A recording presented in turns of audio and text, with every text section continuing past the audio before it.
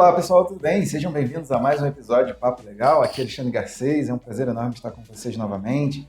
Gente, de antemão, queria mandar muito um beijo e um abraço especial a todos vocês que têm enviado comentários aqui no nosso canal. Queria convidar você que esteja assistindo esse vídeo pela primeira vez a se inscrever no nosso canal, ativar o sininho para que você receba as notificações dos novos vídeos que estaremos produzindo em breve. Queria também refazer o meu convite aqui para ingresso na nossa comunidade Advo Machine no Telegram.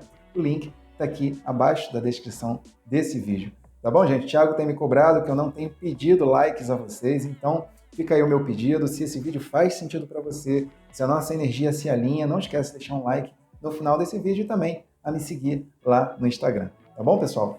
Bom, eu gosto muito de comentar tudo aquilo que vocês colocam aqui no canal, mas o pessoal tem pedido para que eu vá direto ao assunto, porque o nosso tempo aqui é curto e, de fato, assim o é. Então, atendendo a essa orientação, hoje eu quero falar com vocês sobre a questão da imparcialidade do juiz, tá bom? A gente vai falar um pouquinho sobre isso hoje.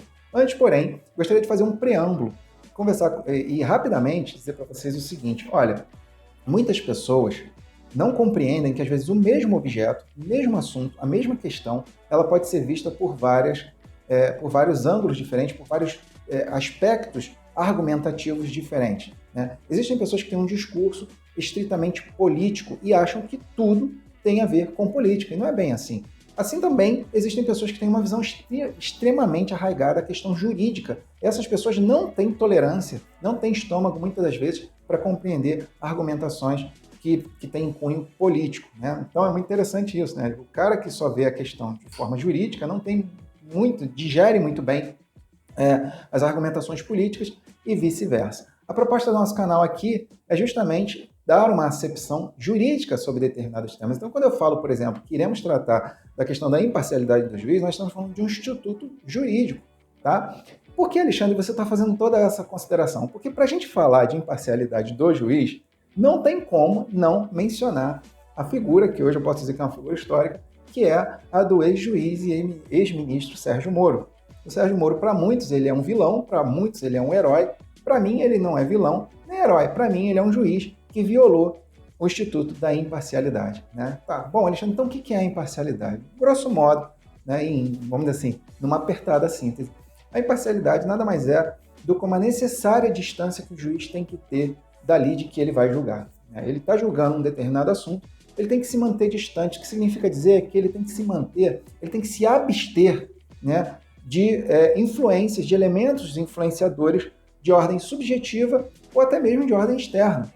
O juiz ele tem que se manter o quê? Intacto, incólume. Ele não pode se deixar levar nem pelo próprio acervo que ele já carrega com ele, e menos ainda por questões de ordem externa, seja, por exemplo, a pressão da mídia ou a pressão popular. Compreendem? Por que tem que ser assim? Por uma questão muito óbvia, muito razoável.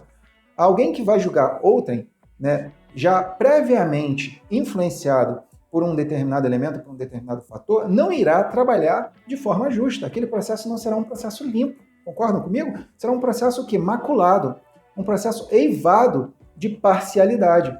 Ou seja, um juiz que já julga, né, tendo uma determinada opinião, por exemplo, contra um réu, né, é óbvio que ele vai provavelmente se inclinar ao prejuízo desse réu.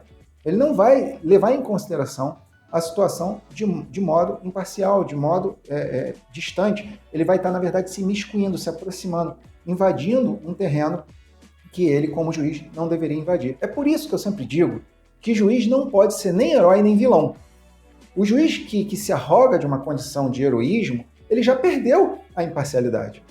O juiz que se arroga de uma condição de justiceiro, ele já perdeu a imparcialidade, né? Portanto, ele não está mais apto a cuidar daquela questão ali. Inclusive, a lei, né, determina a imparcialidade do juiz. Quando eu falo lei, eu estou falando de uma ordem constitucional. A Constituição ela obriga o juiz a trabalhar com imparcialidade. E se ele não obedece, a lei ela cria parâmetros de afastamento daquele juiz ali num fenômeno chamado suspeição, que grosso modo significa dizer o seguinte: olha, juiz, você não está apto a cuidar dessa situação, a cuidar dessa questão, porque você não tem as condições necessárias para se manter distante, para se manter não influenciado a ponto de trabalhar de forma limpa, de forma tranquila nesse processo aí. Então, basicamente, é isso que acontece. Eu tive um caso, e agora eu vou falar aqui de uma questão que aconteceu na prática, né, onde a violação da imparcialidade quase condenou 2 vezes um cliente meu. Digo quase, porque olha o que aconteceu. Eu tive um cliente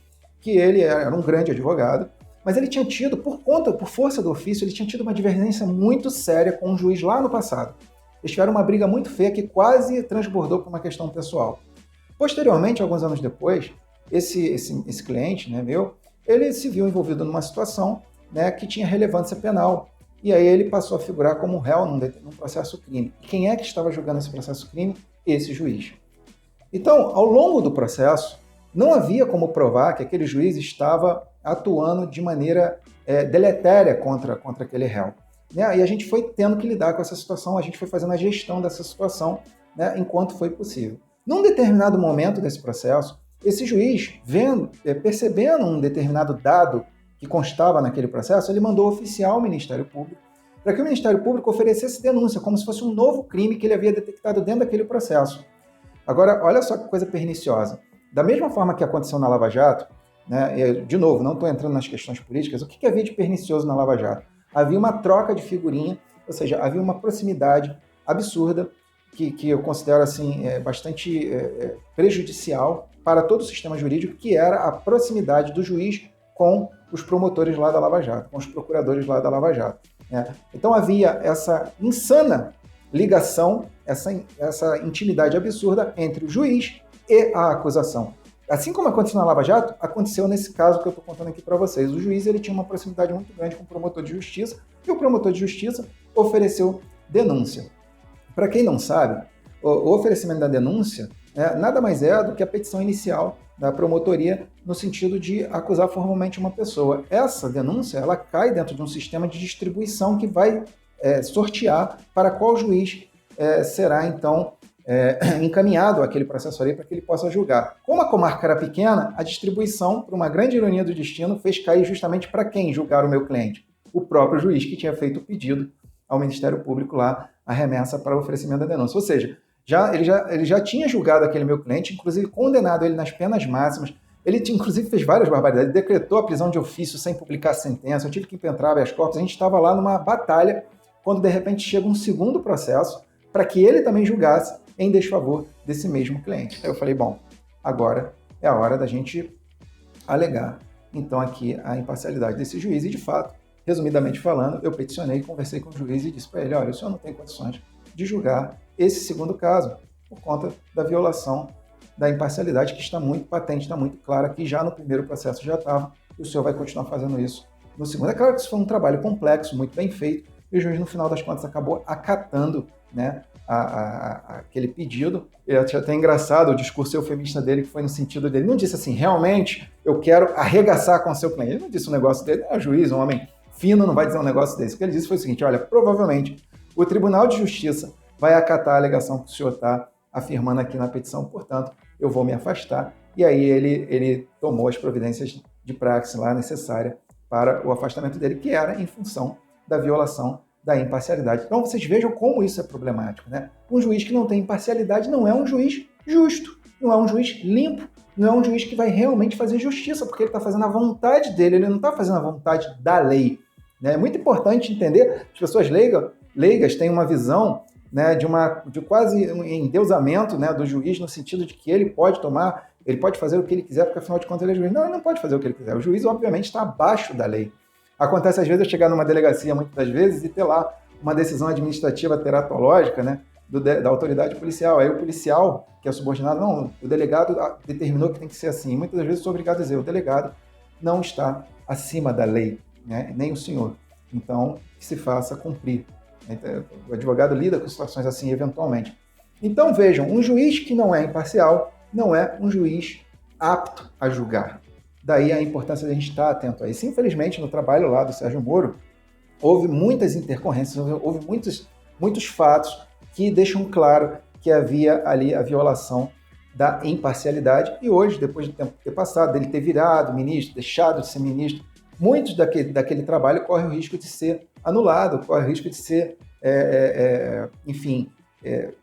de se perder, porque, na verdade, quando um juiz age com imparcialidade, ele deixa uma mancha no processo, passível, portanto, de nulidades, que podem, inclusive, enfraquecer ou até acabar com aquele trabalho que foi feito naquela época. Só para finalizar, tem muita gente que acha bonito que o que o Sérgio Moro fez, porque afinal de contas muitos poderosos foram presos. E ok, tudo bem, do ponto de vista político isso é muito legal, mas do ponto de vista jurídico isso não é bacana, porque afinal de contas o mesmo vento que venta lá, venta cá. Se tem uma exceção lá para cima, vai ter uma exceção lá para baixo. A lei é para todos, não é só para alguns. Então tem essas exceções distorcidas da lei em nome, a pretexto de uma pseudo-moralidade ou até mesmo de uma moralidade real, são muito perigosas. É por isso que existem as leis, né? Senão a gente viveria aí numa anarquia jurídica e, enfim, a gente estaria suscetível a todo tipo de arbitrariedade, como no passado já foi um dia. Tá bom, pessoal? Então fica aí para a reflexão de vocês, né? Eu espero que tenha ajudado aí a pensar um pouco a respeito. Queria então aqui finalizar mandando um abraço a todos, desejando um ótimo final de semana para quem estiver assistindo esse vídeo hoje na sexta-feira. Se você estiver assistindo num outro dia, um ótimo dia seguinte para você também. Tá bom, pessoal? Fiquem com Deus, um forte abraço e convido vocês ao próximo episódio de Papo Legal. Tchau, pessoal! Olá, pessoal, tudo bem? Só passei aqui para relembrar vocês, não deixem de baixar o e-book gratuito que eu preparei para que você possa usá-lo na sua atuação em delegacia, tá bom? O link está nos comentários afixados abaixo do vídeo. Vai lá, baixa, porque é um material importante para você levar consigo. É coisa prática, é coisa para usar, não é para inglês ver. E eu fiz com todo carinho para você, tá bom? Um forte abraço e não esquece,